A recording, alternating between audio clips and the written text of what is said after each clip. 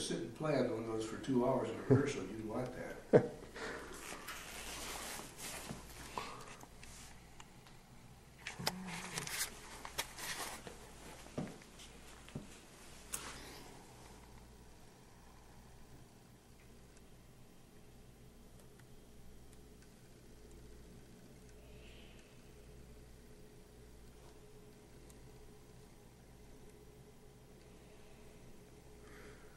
I assume all the instruments are featured on this?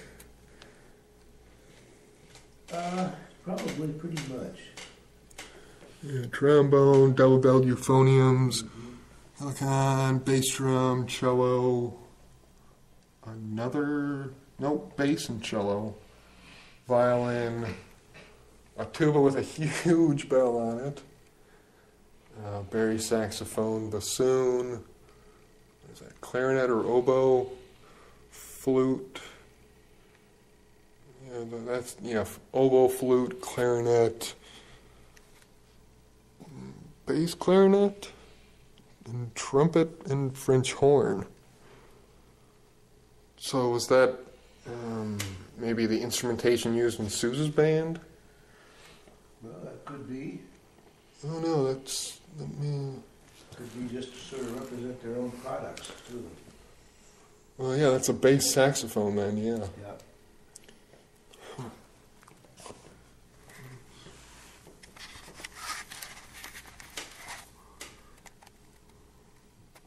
The bass saxophone was pretty popular in the 1920s. Yeah, there's a guy in the Scottsville Clown Band who plays one. Really? Yeah. I think it's an old Conn. And there was one up on eBay a while ago from China. That was an old Conn. Is that right? Yeah. Have you been playing with them? I played with them last Saturday and played the jumbo, obviously.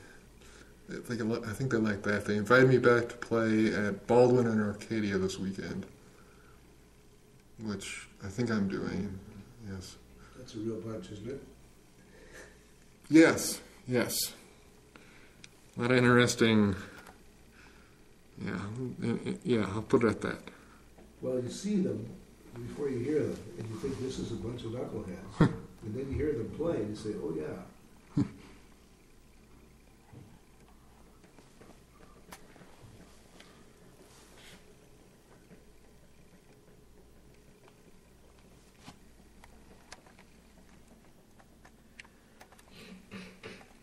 But highly disciplined they are not. Well, I mean, they try to keep ranks and try to look like a bunch of, regular people, but their outfits, their cross-dressing nature, the annex that go on with the different musical stuff. So they were playing fight songs of colleges, and they got to, I think it was the University of Wisconsin. They just started singing how they don't know the words or anything to it. Oh, a lot of fun, yeah.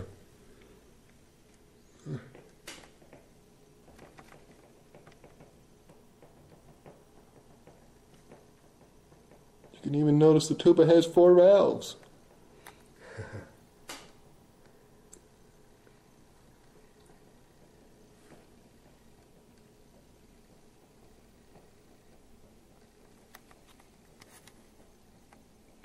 This is just amazing.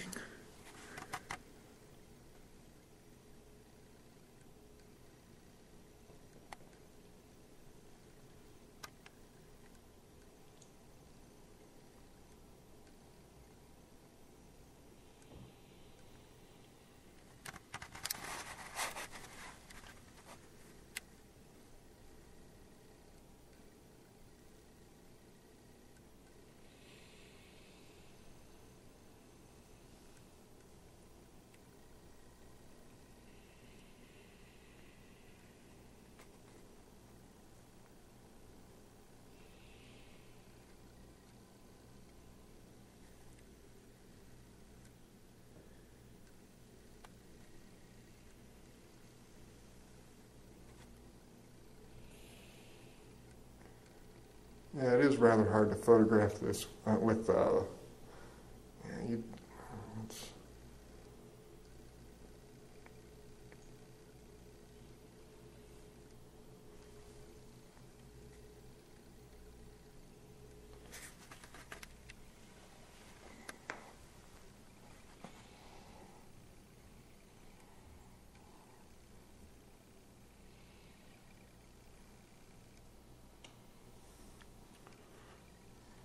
musical notes.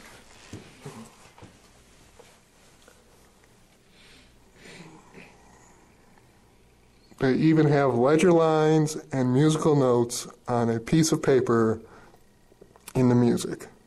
Wow. Is that 6 stanzas? Where was that? You can almost make out oh man. They even have the correct amount of ledger lines, and you can almost make out what note needs to go where. That's pretty amazing.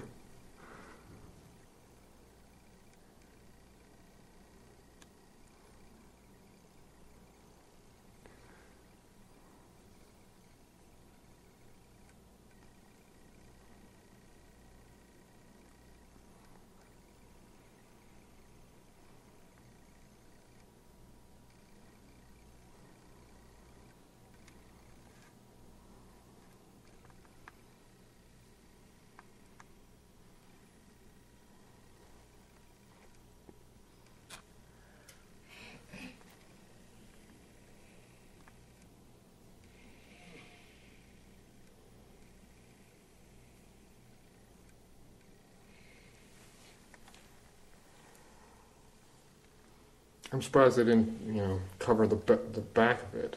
Yes. For what's being done on this. Or add something on the inside, on the bottom here, like they did up there. But I guess that's fitting with the rest of with like the design up there, how it only covers so much of it. Yeah.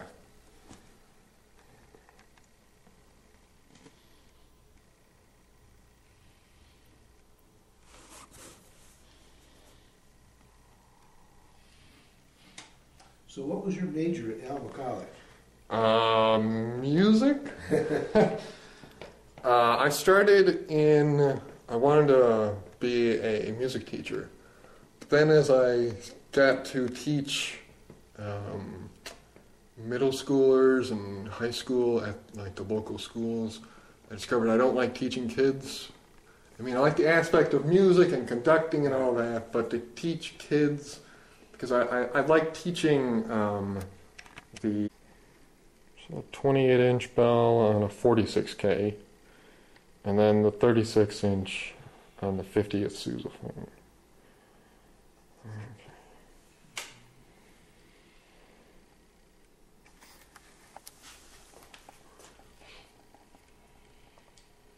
There's a similar image of Tim's Conn King Jumbo and a 26-inch bell. That's 32 and a 26, so it's of similar proportion.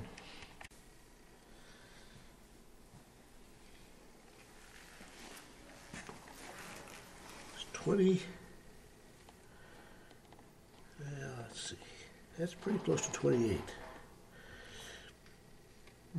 I probably don't have it centered very well. Oh no, that's pretty close. That was the standard for their stuff. And then they offered from the guy Paul Scott in New Jersey, I think it was.